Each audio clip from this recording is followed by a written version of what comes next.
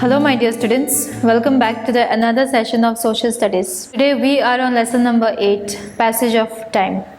Now with the changes in time, we have seen lots of development, and we also saw that in the olden days, talking about the ancient times, in the time of Britishers, we saw that many temples were built and then many monuments were also built.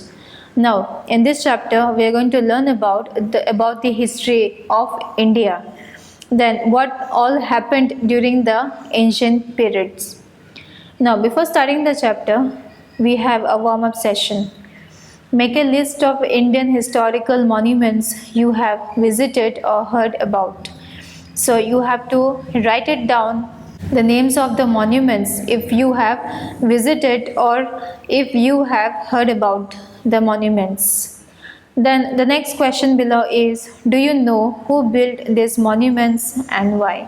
If you know that who has built the monuments, you can write, and also the reason for what purpose the monuments are being built. For example, take the example of Taj Mahal. So Taj Mahal is in Agra, and it is built by Shah Jahan in the memory of Mumtaz, his wife. So same likewise, you have to write the names of the names of the monuments who has built, and also the reason, the purpose. Now the first topic is the history of India. The branch of social studies that deals with past events is called history. The history of India goes back thousands of years. Our history has been divided into three periods: the ancient period, the medieval period, and the modern periods. Now, about the ancient periods, according to historians means the one who writes the history. Around 2500 BCE, an advanced civilizations existed near the Indus River. It stretched from northwestern India to present-day Pakistan. It was the Indus Valley or Harappa civilization. It was named so because Harappa was the first city of this civilization to be discovered by historians. Another important city from the civilization is Mohenjo-daro. So in the ancient period, the historians who wrote about the history or who has found about the early civilization, it was around 2500 BCE, and the first civilization which existed was near the Indus River, and it has stretched from northwestern India to Pakistan. Northwestern India means where does the west lies? On the left hand side. On the top we know north, below we know south, and on the right hand side we know east. So northeastern side means this portion, the sub direction of the north and east. So here the first civilization was formed in the northwestern part, and there it kept on stretching to our neighboring country Pakistan. Okay. So the first civilization which came into existence during the ancient time was Indus Valley, or which is also known as Harappa civilization. Now it was the first city to get a name of this to get a name of Harappa or else Indus Valley civilization. Then another important city after the Harappa civilization which came into existence was the Mohenjo-daro. The civilization had well-planned cities and buildings like the Great Bath in Mohenjo-daro and the granary in Harappa. So this is a Great Bath, picture of the Great Bath. Now have a look on the map of the Indus Valley civilization. On the east side we have the Bay of Bengal, and on the west side we have the Arabian Sea. Now coming upwards on the northwestern region, these are the places where the Harappa civilization, the Indus Valley civilization or Mohenjo-daro civilization came into existence, stretching the boundary of Pakistan. So in this map we can see Mohenjo-daro, then we can see Harappa. There are other names also, Kalibang and then Dholavira. Indo-Aryans came to India from Central Asia around 1500 BCE. They started in northwest India.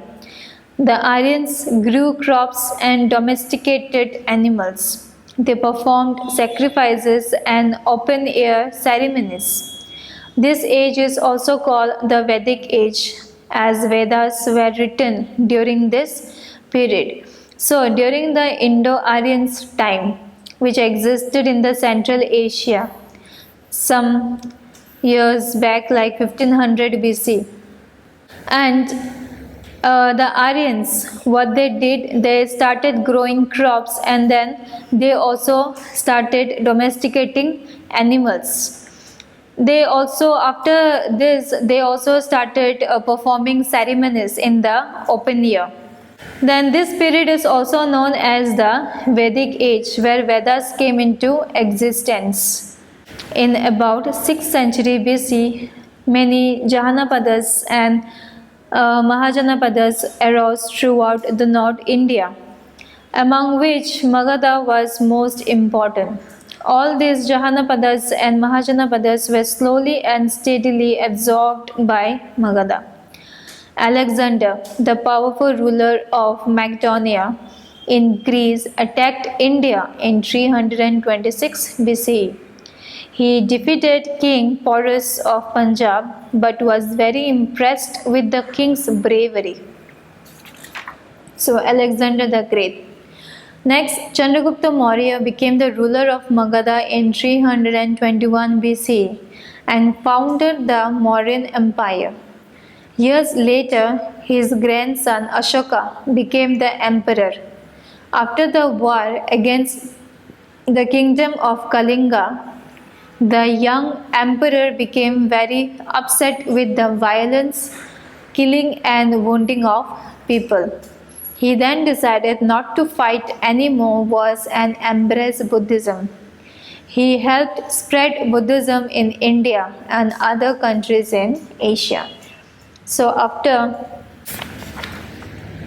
the defeat of King Porus, who belongs to the Punjab, next king was Chandragupta Maurya, who became the ruler of Magadha in the year 321 BCE. Then he founded the Mauryan Empire.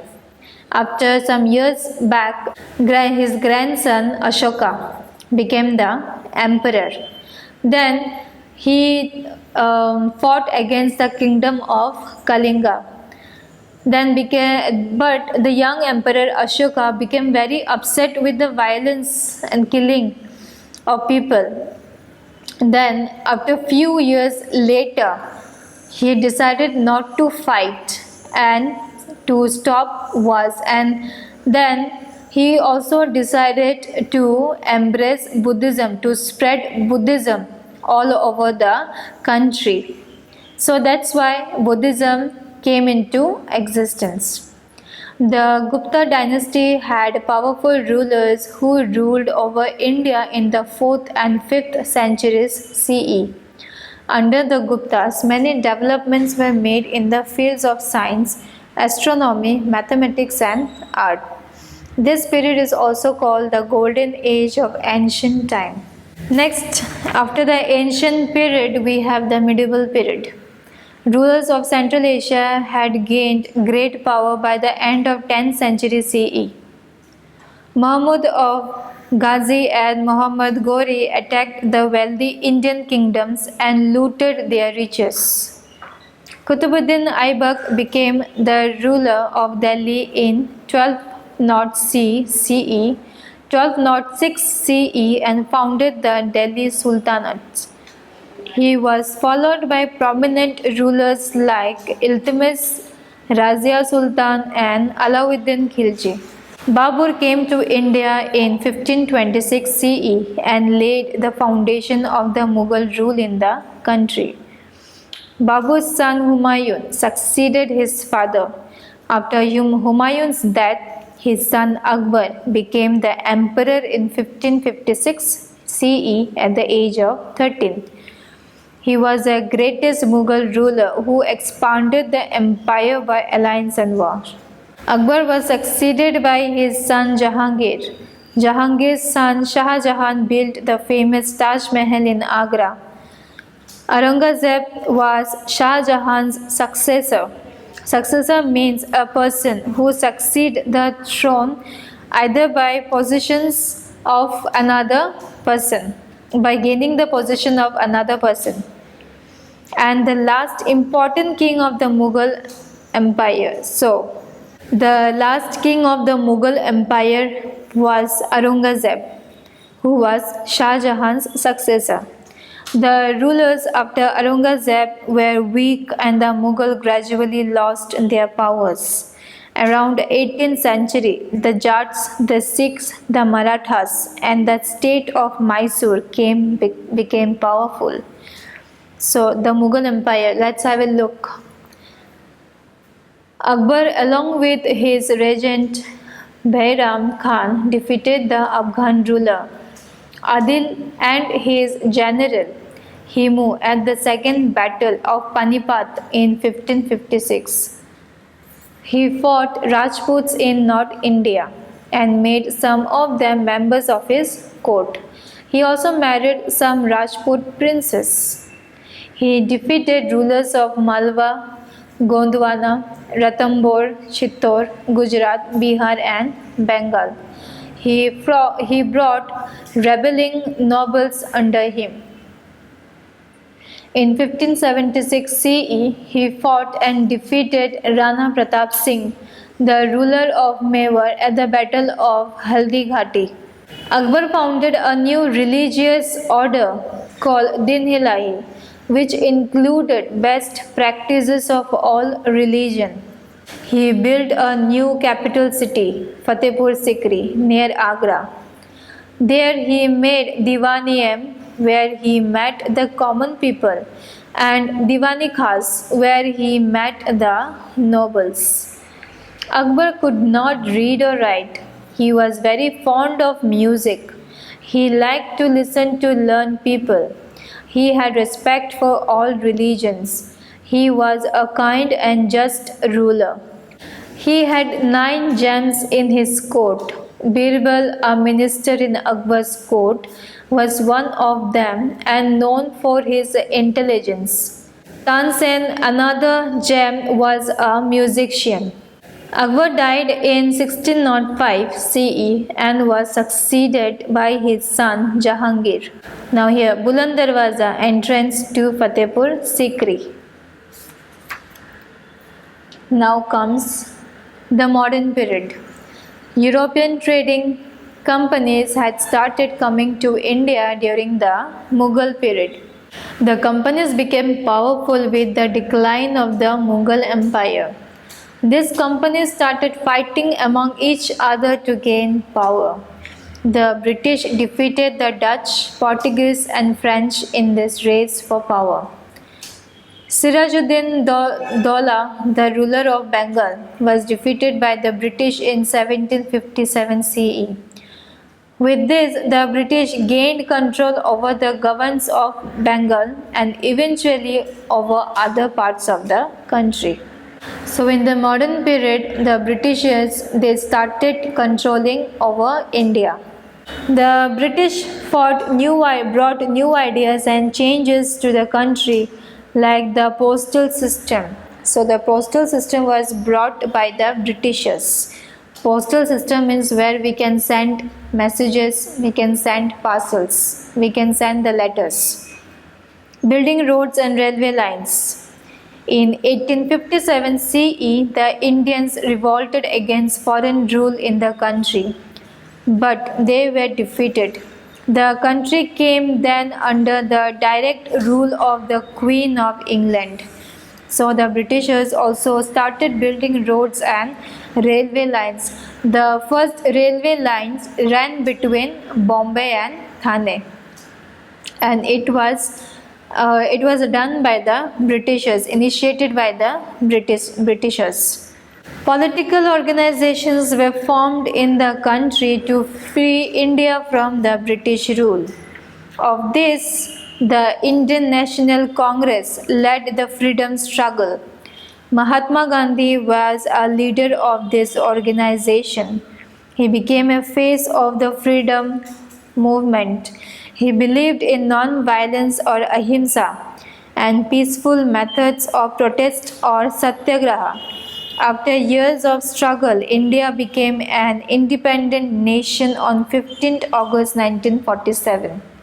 So, in the modern period, when the Britishers started controlling India, we saw that the railway lines and the roads were built, and then they also introduced or brought the postal system to India.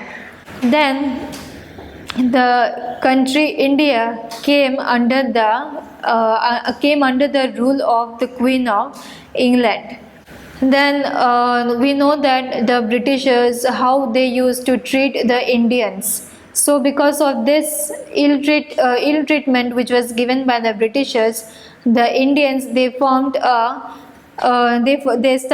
organized a political frame, and then they started creating solutions in order to get rid of the Britishers. Then the Indian National Congress was formed, where all the freedom fighters took place in order to make India free from the Britishers. So during the independence, how we got the independence? It's because of the freedom fighters like Mahatma Gandhi, Jawaharlal Nehru. Then we also have Bhagat Singh, Subhash Chandra Bose. So all this, along with these people, there are many freedom fighters who has made India free from the British rule. And till date, we are celebrating Independence Day. On 15th of August, we got Independence Day, and the year is 1947. So till now, we celebrate Independence Day. So this was the chapter about the passage of time. How from the ancient time we moved on to the medieval period. Then from the medieval period, what are the changes took place in the modern times. Now, let us see the exercises. The first is filling the blanks. Dash and dash were big cities of the Indus Valley civilization. The answer is Harappa civilizations and Mohenjo-daro.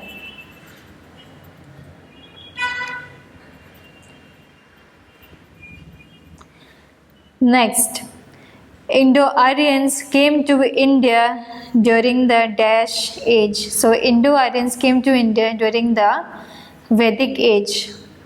With the coming of the Indo-Aryans, our Vedic period also came along with them. Ashoka fought a war against the kingdom of Kalinga.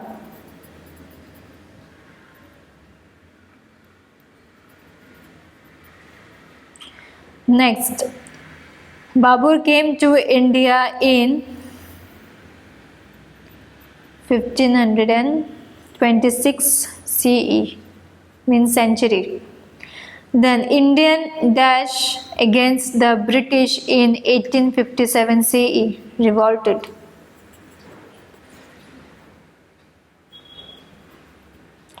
Next we have match the following. Indo-Aryans, domestications of animal. Then Alexander he defeated the King Porus of Punjab. Next we have Great Bath, it was in Mohenjo-daro. Then Babur, first ruler, Mughal ruler. Next we have Mahatma Gandhi, who started Satyagraha against the Britishers.